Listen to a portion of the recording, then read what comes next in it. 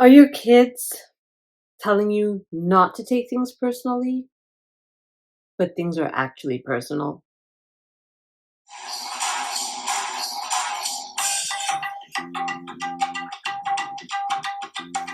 Hi there, and welcome back to Ask Dr. Saira, the show where I answer your questions about spirituality, personal growth, relationships, and mental health. So today's question comes from Lila. Lila says, my adult children always tell me not to take things personally, but when it's about me, how do I not take it personally? My adult children always take me to not take things personally. When it's about me, how do I not take it personally? Oh, Lila. This is a tough one because I hear in the question your assumptions and your judgment already saying like something's wrong with these kids. They're telling me not to take it personally, but clearly it's personal, so they're not making any sense. That's kind of like the subtext of the question, right? So which is fair. But I want to talk to you about four things in this that can be helpful for this question. So one is, I'll just list them and then I'll go into each one. So we have enmeshment, projection, the sacred fire, and self-regulation. Those are the four things that I would draw upon to answer this question. So let's start with enmeshment. What is enmeshment? Enmeshment is where we are over bonded with a family member or any sort of loved one, right? Where we're kind of enmeshed. It's like we don't know where we end and the other person starts. You often see enmeshment happening when people are falling in love, right? They're totally into each other. They're wrapped around each other, and eventually they come back and they become two humans standing in their own. Two trees in the forest with deep roots and branches touching, two trees. But enmeshment is where these trees have kind of wrapped themselves around each other, and it's detrimental to both people. Enmeshment happens when we feel like something's missing in us, and so we're looking for someone else to fill the gaps. And so we kind of like pull them.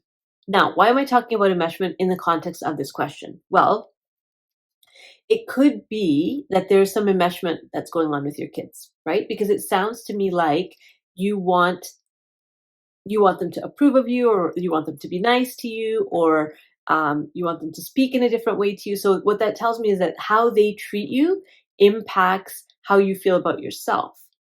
So remember, these are your kids, right? So when we're children, how our parents treat us directly impacts how we feel about ourselves. Sometimes what happens in adulthood, okay, is that we look for what we never got from our parents. We look to our children to get those things. So you're hoping your children will give you that tender, loving care that you never got yourself as a kid. And this is not conscious. This is not something we do on purpose, but this is what happens. So then if somebody is speaking down to you or being rude to you or telling you not to take something personally, it's not just that this other human is asking you these things. It's this person who's supposed to love me, to respect me, to honor me in a way that maybe I didn't get when I was a kid. And now they're doing this. So it's that much bigger, right? So enmeshment is where we're twisting up into people when we need to kind of be separate and not let their opinions of us matter so much, even if they're our family. So that's the first. The second thing I want to talk to you about is projection. So projection is where you see something happening in someone else that's also secretly hidden in yourself.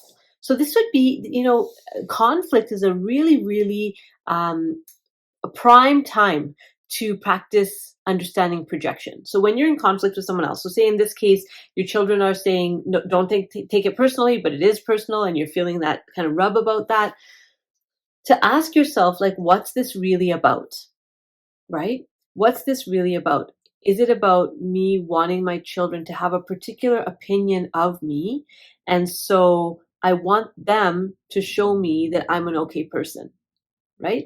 So what we're doing is we're projecting out where there's some insecurity in me that I'm now projecting into the world, and it's mirroring itself back to me. So I'll give you a different example. Dr. Gabor Mate, in his workshops, he'll pick a participant and he'll say to the participant, I've seen him do this many times, he'll say, you're a green bush. And the person will kind of look confused and look around, and there's kind of tittering in the audience. People are like, oh, what does that mean? And he'll say, you're a green bush. And the person will kind of have this blank, confused look. And he'll say, well, how do you feel about that I just called you a green bush? And they'll say, I don't know, that was just kind of weird. He's like, exactly. Now, what if I was to call you a bad friend? Right? How would that land on you? Why does that land on you in a particular way? It lands on you in a particular way because some part of you already believes that about yourself. And so when somebody else calls it out, it hurts. So that's projection, right? It's somebody's seeing something in me that's actually in them. So I would flip it and say, what am I projecting onto my kids? I'm projecting people who have certain standards, who aren't making a lot of sense, and who aren't being kind to me. So flip it. Where am I doing that with myself? Those things that they're telling me that I'm taking personally, do I actually already believe those things? And that's why it hurts. So you can't change other people. You can't stop your kids from talking about whatever they're going to talk about. What you can do is decide what you're going to take personally and what you're not. By take personally, what I think you mean is it hurts my feelings. Right? It hurts my feelings when they say these certain things. And they tell me I shouldn't be reacting that way.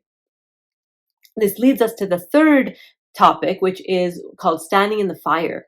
So sometimes with our loved ones, what's required is to be able to just listen, right? To actually hear what they have to say.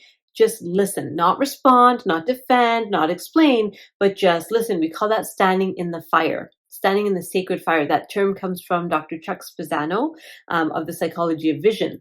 And he talks about how important it is that we're able to sit or stand and let our loved ones express themselves and not make it about us and not take it personally and really hear what they're saying. Beyond the language, beyond the words, what are they really saying to you? Are they saying, you feel like you're controlling us?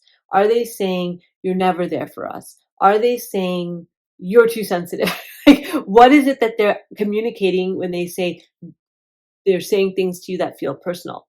And really listen, really let that land, because our loved ones can actually be a source to help us see our own blind spots, right? As uncomfortable as that is. And so asking yourself, like, are they onto something here? And is that why I'm taking it personal? Because I actually, that's an area of growth for me that I need to work on. So that is standing in the fire. The fourth thing I'll talk about is self-regulation. So when somebody's coming at you, notice what happens in your body, right? Often for many of us, your heart rate will speed up, your breathing will get more shallow. You'll kind of go into this, this reactive stance, right? This defensive reactive stance. When we're in that defensive reactive stance, we cannot hear what anybody is saying to us. We can't. All we can do is filter it through, and what am I going to say back? And what am I going to say back? And how can I disprove what they just said? That's how we're hearing. So when we're able to self-regulate, when we're able to calm down our body, calm down our internal responses, and listen, it lands in a different way. Feelings, emotions are simply chemical interactions that are happening in your body and brain. That's what's happening. The brain is releasing some chemicals, it's creating a feeling inside of you, and you call that mad, or you call that irritated, or you call that sad, right? So the feeling itself is just a momentary experience. The stories that we then attach to the feelings, that's what lasts and lasts and lasts. And there's a TED Talk where a psychologist talks about how feelings can only physiologically last in the body for 60 to 90 seconds. So that bad feeling that you had, taking it personally, it will pass if you don't add extra thought to it.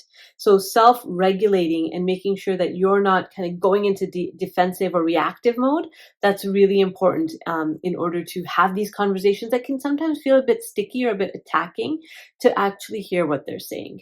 And what they're saying might not be okay for you. It might be actually rude or upsetting or alienating. And then it's about figuring out how to communicate that back to your adult children in a way that they're going to be able to, it's going to land with them, or they're going to hear you, and they might not hear you. All you can do is kind of do your inner work, see what is it that is going on for me here, really? Why am I taking this personally? Oh, because I actually believe that about myself. Oh, because I actually interpret what they're saying as being disrespectful to me, whatever it might be. Okay? So those are the four things: enmeshment, projection, standing in the fire, and self-regulation. Work on those, and maybe you won't take it personally as much. So those are my thoughts for that question, and I will see you next time. Bye.